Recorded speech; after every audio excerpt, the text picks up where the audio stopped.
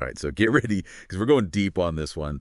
Yeah. Going deep into a classic urban legend, the one, the babysitter and those creepy phone calls. Ooh, We're going to be yeah. dissecting a Wikipedia article about this Mhm. whole thing, chronicles the history, you know, possible real life inspirations, all the different versions that have popped up over time. Mhm. So think of this as like your crash course in everything babysitter in the phone. I love it. Yeah, it's so interesting how this story, I mean, like, as simple as it might seem, has become like this big cultural thing, a story that still freaks people out decades after it, like, first came out. Yeah, and I think that's what I'm really curious to see, what we uncover Yeah. about where it came from and why it's stuck around for so long. Yeah. But before we even like jump into all that, maybe we should clarify what even makes an urban legend urban? You All know? right. Like, are we talking about stories that are specifically set in cities? Not really, no. Urban legend, it's kind of a weird name. It's more about a certain type of modern folklore, the kind that spreads through informal channels like word of mouth or these days, the Yeah. internet. Okay, so these are stories that like capture our anxieties or play on our fears, Exact. and they kind of get passed around like warnings or cautionary tales. Exactly. And they often mix truth and fiction. So it's Right. like this blurry line between what's real and what's made up. Yeah. And the babysitter and the phone call, that's like the perfect example. Okay, so let's set the scene then. Uh-huh. A babysitter, she's alone in a house. It's late at night. The kids are asleep upstairs, and all of a sudden the phone rings. Oh, it's already giving me goosebumps. Right. I think it taps into like a primal fear, that Yeah. feeling of being isolated and vulnerable. Right. And like instantly we're pulled into the babysitter's world, which feels familiar but also super unsettling. Totally. And then there's the voice on the other end of the line, right? Oh, yeah. Creepy, menacing, maybe even asking about the children. Yeah, this is where the story goes from just a normal situation to a potential nightmare. Mm, That unknown voice becomes like a symbol of everything threatening and out of control. yeah, it's like the phone itself turns into a weapon, Yeah. a direct line to something sinister invading the safety of the home. The house, which is supposed to be a safe place, becomes a trap. Right. The familiar surroundings suddenly feel claustrophobic and menacing. So I read that this particular urban legend might actually be based on a real-life tragedy. Oh, really? Something about a teenage babysitter named Janet Chrisman who was murdered back in 1950. Hmm. Is there a connection there? There are definitely some chilling parallels. Yeah. I mean, Janet was babysitting in Missouri when she was attacked, and just like in the legend, the front door was unlocked and a window was broken. Wow. Just little details that fuel the mystery.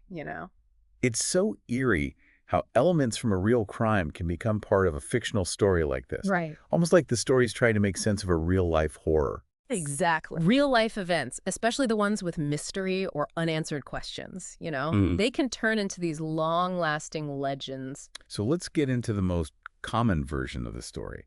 Those creepy calls, they keep coming, and the babysitter gets more and more scared and finally calls the police, right? Yeah, and this is where the story hits you with its most iconic twist. Okay. The police, they trace the calls and tell her they're coming from inside the house. Oh, wow. Talk about a plot twist. Right. It's not some distant stranger. It's something way closer, more insidious. This twist is so clever because it makes the familiar terrifying. Right.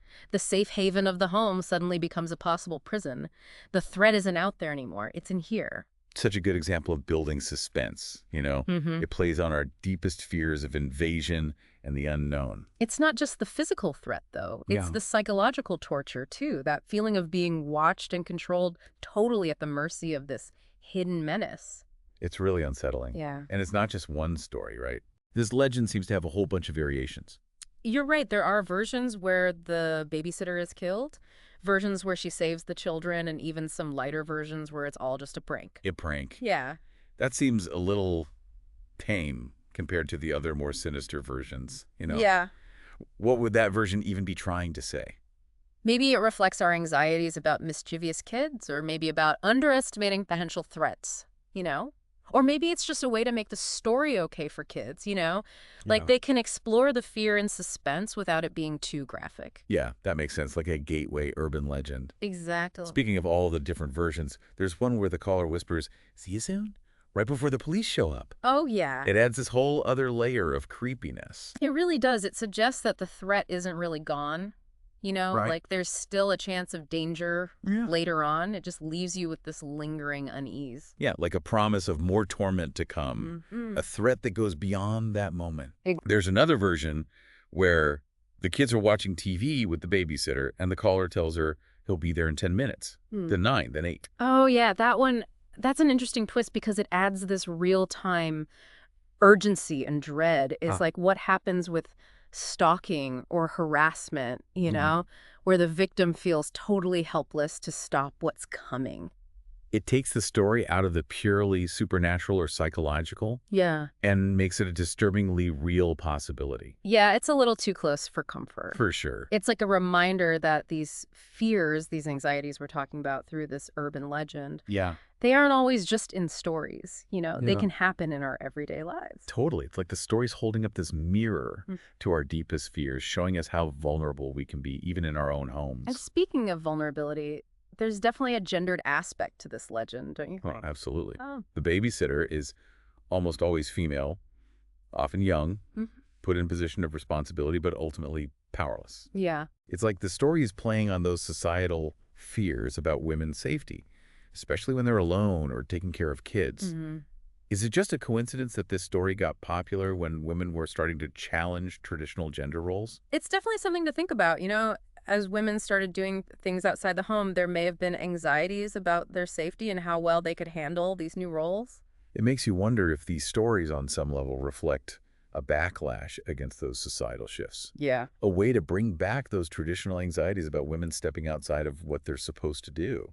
It's a complicated and fascinating dynamic. Yeah. But it's not all about gender roles. Yeah. This story also taps into those deeper anxieties about kids being vulnerable, the sanctity of the home and the threat of outsiders. Yeah, like there's this underlying fear of everything falling apart, Mm-hmm. of the safe and familiar being invaded by something dangerous and unknown, like a primal fear of the chaos that's just outside our carefully constructed world. And the phone becomes a symbol of that intrusion. Mm-hmm. It's a connection to the outside world, a way for the unknown to get into our private space and mess with our sense of safety. Okay, so we've talked about a lot, and I feel like we're getting closer to understanding why this legend still fascinates and scares us. Yeah. But there's one version we haven't talked about yet, the one with the clown statue. Ah, the clown statue variation. Hmm. A truly creepy twist on the classic story. I gotta admit, clowns have always creeped me out a little, Really? There's Yeah. something about those exaggerated features, the painted-on smiles, that just feels off. Yeah. What is it about clowns that makes them such good horror figures? I think it's that double nature they have, Okay. They're supposed to be about joy and laughter, Right. but there's always this underlying feeling of unease, like something darker might be hiding underneath. It's like they're in this weird in-between zone, almost human, but not quite, and that little difference just triggers something creepy in our brains. Exactly, and the clown statue variation takes that feeling of unease and turns it up to 100. Yeah. By making the clown a real threat, it takes that already creepy feeling and turns it into a weapon. And it plays on what we expect, right? Right. We're supposed to see clowns as harmless and funny, Yeah. so when they turn out to be scary, it's even more shocking. It's a brilliant way to mess with our expectations. And it also taps into that primal fear of the unknown we talked about before. Right. The babysitter thinks she's safe because the threat is contained, Yeah. but the reality is much scarier.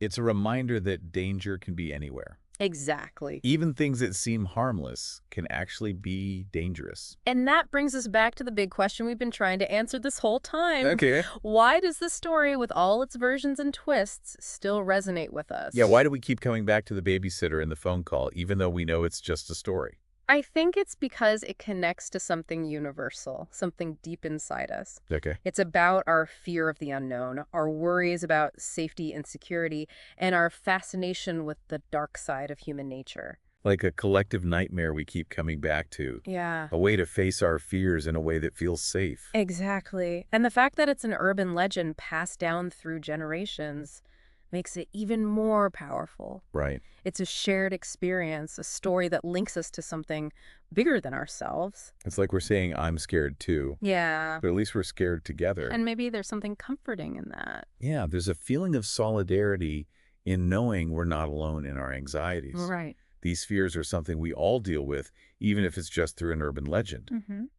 So as we wrap up this deep dive, I'm left with this feeling that the babysitter and the phone call is more than just a spooky story. Yeah. It's a reflection of who we are, what we're afraid of, and how we handle those fears. It's a story that keeps changing and adapting, mirroring our changing anxieties and reflecting the world we live in. And as technology changes the way we communicate and connect, I bet this legend will find new ways to scare us, to remind us that even in a world where everyone's connected, some fears never really go away. So next time you hear the phone ring late at night, Oh, yeah? or you're alone in a dark house, remember the babysitter and the phone call? Ooh, spooky. It's a reminder that sometimes the scariest stories are the ones that whisper to our deepest fears and make us face the shadows inside us all.